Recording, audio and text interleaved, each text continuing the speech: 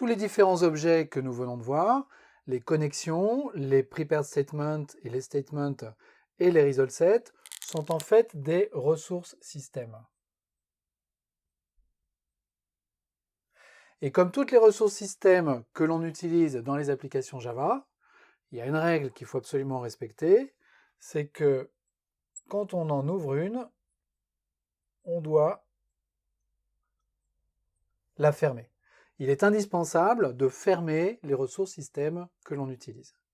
Alors on a un mécanisme particulier à partir de Java 7, qui est un pattern qui s'appelle try with resource, et qui permet, avec une syntaxe qui va ressembler à ça, try connection con égale driver manager.getConnection, etc.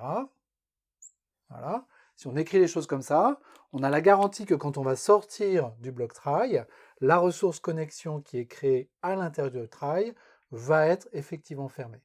Et ça fonctionne parce que l'interface connexion qu'on a ici est en auto-closable. Ça, c'est un mécanisme qui a été ajouté en Java 7. Il se trouve que prepared statement, de même que statement,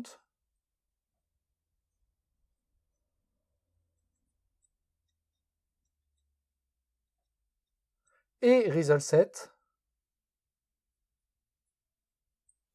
étendent également, en tant qu'interface, l'interface auto-closable.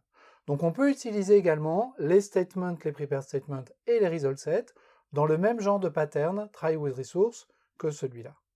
Maintenant, on a une règle supplémentaire qui est que quand on ferme une connexion,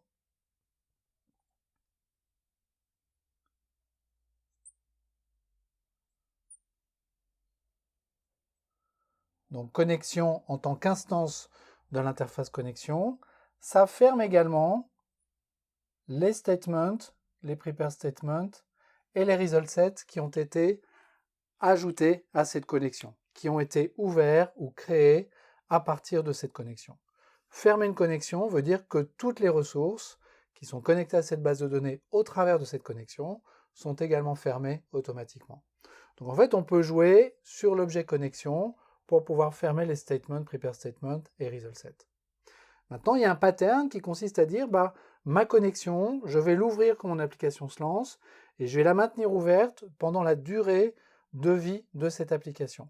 Alors quand on est dans ce cas-là, il faut penser à fermer les statements et les prepared statements qui vont fermer les result sets automatiquement au fur et à mesure qu'on les ouvre. Parce que pour une connexion donnée, on ne peut avoir qu'un nombre limité de statements et prepared statements ouverts à un instant donné.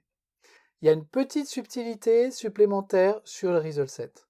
Un result set, quand il est fermé, dans certains cas, il va conserver les résultats qu'il transportait de la base de données et on va pouvoir continuer à les regarder et à les interroger.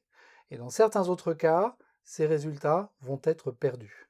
Cette propriété s'appelle hold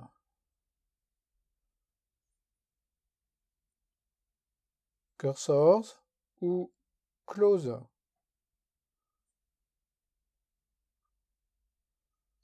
cursors. Et après, on a un suffixe qui est @commit dans ce cas-là et overcommit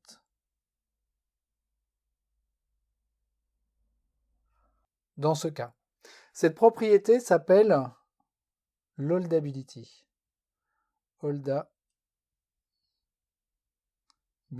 Et donc, si je fais get holdability, ça va me retourner un entier, exactement comme les autres propriétés qu'on a vues pour le result set, qui va prendre soit cette constante, soit cette autre constante comme valeur.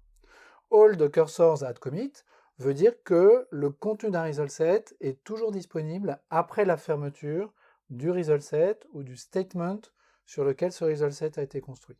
Close cursors overcommit veut dire l'inverse, c'est-à-dire que si je ferme le statement ou si je ferme le result set, à ce moment-là, les résultats que portait ce result set ne sont plus disponibles.